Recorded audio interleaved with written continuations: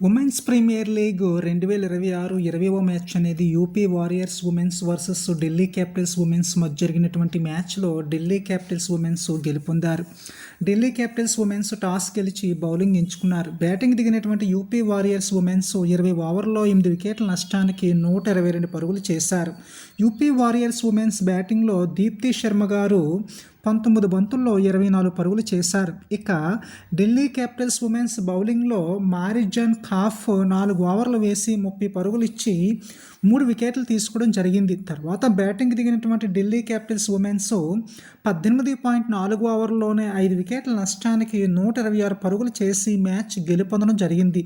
Delhi Capitals women's బ్యాటింగ్లో లారా ఓల్వర్డ్ 36 బంతుల్లో 47 పరుగులు చేశారు. ఇక యూపీ వారియర్స్ ఉమెన్స్ బౌలింగ్లో దీప్తి శర్మ గారు 27 బంతుల్లో 2 వికెట్లు తీసుకున్నారు 3.4 ఓవర్లో. ఇక ప్లేయర్ ఆఫ్ ది మ్యాచ్ అనేది మార్జాన్ ఖాఫ్కి ఇవ్వడం జరిగింది. ఈమె ఢిల్లీ క్యాపిటల్ ఉమెన్స్ ప్లేయర్.